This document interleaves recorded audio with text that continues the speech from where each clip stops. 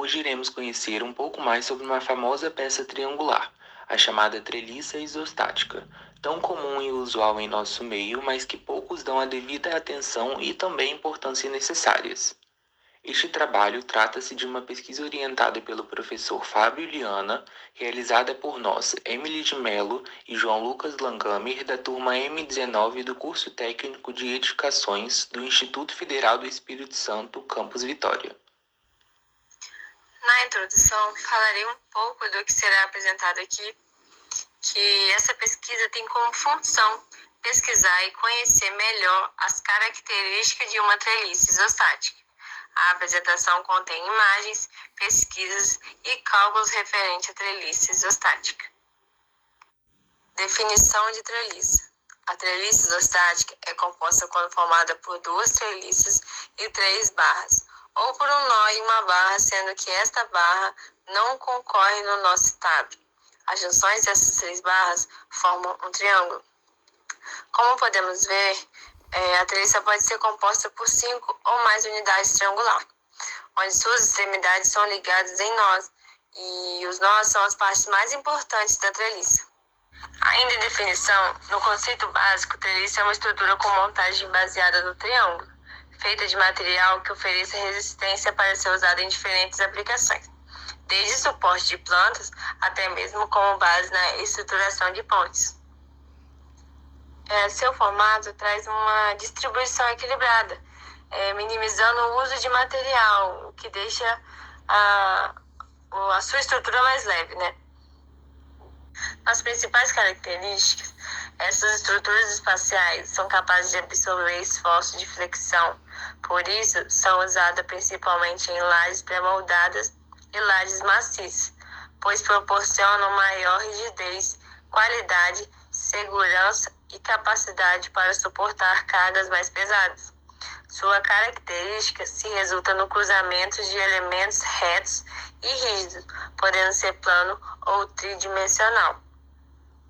A característica da treliça é combinar resistência, trazer leveza, buscando uma forma eficiente de suportar cargas elevadas. E porque elas são usadas bastante em pontes, né? Por ser resistente e por ter a capacidade de vencer grandes vãos. Nos materiais utilizados, a treliça é feita de 3 materiais bastante resistentes: ferro, aço e madeira. Também é utilizado o alumínio. Eles são utilizados porque, quando são submetidos a grandes esforços de tração e compressão, têm reação semelhantes. Na construção civil, é mais comum o uso de treliças metálicas, já que elas costumam ser aplicadas em lajes de concreto. As mais utilizadas são feitas de barras de aço, soldadas ou aparafusadas, em forma de treliça, o que as torna muito mais fortes e resistentes. Por isso, são usadas mais na área da engenharia e arquitetura. Na primeira imagem, vemos a treliça de madeira. Na treliça de madeira, elas são usadas muito em esquadrias, como em janelas, em portas. Usam mais também para a área estética, né? Porque ela dá esse acabamento bonito com esse material de madeira. E na segunda imagem, que é a treliça de aço, a gente vê bastante em galpões e em alojamentos, por ser, acho que, mais barato e a rapidez na execução. Na terceira imagem, que é na treliça de alumínio, a gente vê bastante em estruturas de palcos e shows, pela fácil montagem também nos ambientes. No slide seguinte, nós temos um exemplo de treliça isostática que nós representamos por meio de uma foto do nosso acervo pessoal. Ela foi tirada por nós na Faculdade FAESA, Campus Vitória, localizada ali próximo ao IFES, na Avenida Vitória, no bairro Monte Belo, de número 2220, em Vitória, Espírito Santo. Ela retrata uma passarela com estrutura em treliça de aço. Seguindo agora para a nomeação dos elementos de uma estrutura de treliça isostática. Uma treliça é composta por bando superior e inferior, diagonal ou também chamada de escora e montante. Além desses, tem-se também os chamados nós, que são os pontos de conexão entre os elementos da treliça que recebem a maior parte dos esforços, ou seja, são basicamente eles que vão determinar qual é a carga que essa treliça possivelmente vai poder suportar.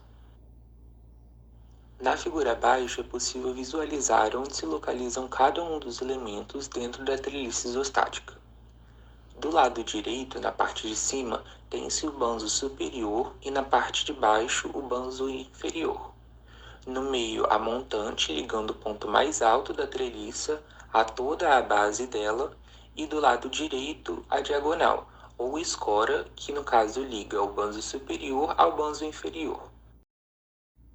A respeito das funções da treliça isostática. A principal função da treliça é garantir apoio e também sustentação a uma determinada estrutura que se deseja que adquira essas propriedades. Por esta razão, é sempre encontrada em coberturas, lajes, pontes, como mencionado nos slides anteriormente, telhados e demais construções que precisam de resistência e baixa sobrecarga, que são as principais características da treliça. Falando um pouco agora sobre os tipos de treliça que existem no mercado para se fazer o planejamento de uma determinada estrutura. Na primeira imagem, nós temos representada a treliça do tipo Howe, que por sua vez são compostas por barras diagonais compridas e montantes tradicionados. Ao lado, a treliça do tipo Pratt, que ao contrário das tradicionadas Howe, são compostas por barras diagonais, porém podem ser tradicionadas com montantes compridos. Logo abaixo, nós temos representada a treliça do tipo belga, que caracteriza-se por não possuir barras verticais, como no caso da Howe, por exemplo, com exceção, é claro, do montante, que se localiza ao meio, e ao lado a treliça polonesa, ou também conhecida como Fink. Nela, nós vemos uma treliça cujas diagonais são tracionadas, sendo os montantes compridos, características análogas, diferentes das treliças da viga Pratt. Sobre a utilização das treliças isostáticas na construção civil. As treliças são frequentemente utilizadas na construção de pontes e viadutos também, devido à sua alta resistência e capacidade de vencer grandes vãos, ou seja, ela é um tipo de estrutura bastante adequado para esse dimensionamento. Isso se dá pelo fator determinante de permitirem a elaboração de estruturas leves, mas ao mesmo tempo robustas, capazes de suportar cargas de veículos e pedestres de forma intensa. Agora seguindo para os cálculos de resistência da treliça a seguir, que foi a que nós pegamos como exemplo para utilizar de referência para o trabalho, Vamos calcular os esforços nas barras 2 e 5 e 2 e 3 dessa treliça isostática, com uma força na vertical de 15 kN e uma inclinada de 5 kN, pelos dois apoios que estão sendo mostrados na figura. Um de segundo gênero no nó 1 e um de terceiro gênero no nó 2. Pelo método de Ritter, que foi o método utilizado por nós na pesquisa, deve-se usar as equações de equilíbrio de somatório de forças em x, que são as horizontais, somatório de forças em y, que são as verticais, e em z, ou seja, as mesmas equações de viga no plano xy, que é o plano horizontal e vertical. Como são 3 reações de equilíbrio, teremos também 3 barras com valores desconhecidos. Se cortarmos a treliça nessas 3 barras, vamos dividir ela em 2 partes. Calculando a reação de apoio e olhando para a direita, temos o valor da reação de apoio vertical no ponto 3. Para esse cálculo, é necessário fazermos cateto oposto dividido pela hipotenusa e cateto adjacente dividido pela hipotenusa. Hipotenusa, nesse caso, é igual a 2 metros ao quadrado mais 1,5 metros ao quadrado, e aí tiramos a raiz quadrada. Fazendo esse cálculo rapidamente na calculadora, temos o valor da diagonal de 2,5 metros. O seno do ângulo, que é 1,5 dividido por 2,5, é igual a 0,6, e o cosseno 2 dividido por 2,5 é igual a 0,8. Lembrando que os valores de 1,5 e 2 metros adotados são referentes à base do triângulo. Como a força que está sendo aplicada no ângulo é de 5 kN, então fazemos 5 kN vezes seno, que é 3 kN, e 5 kN vezes cosseno, que é 4 kN. Agora passando para o cálculo das reações de apoio. Começamos somando os momentos em torno do eixo Z, que passa pelo nó 3. Quem gira em torno dele é V1, 15 kN, a vertical 5 kN vezes o seno e a horizontal 5 kN vezes cosseno, que já foram descobertos anteriormente. Aí fazemos V1 vezes 8 metros, que é a distância até o ponto, menos 15 kN vezes 6 metros, negativo porque provoca na barra o sentido anti-horário, menos 5 kN vezes seno vezes 2 metros e, por fim, menos 5 kN vezes cosseno. Substituindo os valores fazendo as multiplicações, temos o resultado de V1 igual a 12,75 kN. Fazendo o somatório de forças verticais, o que temos de força em Y é V1 para cima, V3 também para cima, 15 kN para baixo e 5 kN vezes o seno do ângulo para baixo. Essa operação gera um valor de V3 igual a 5,25 kN. Agora indo para o somatório de forças horizontais. Em X nós temos H1 menos 5 kN vezes o cosseno do ângulo, ou seja, H1 vai ser igual a 4 kN.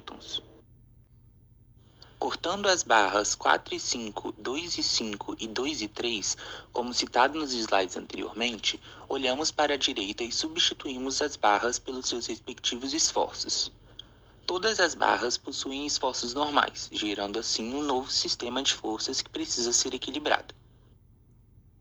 Para isso, temos três equações de equilíbrio, começando com o somatório de momentos do nó 2.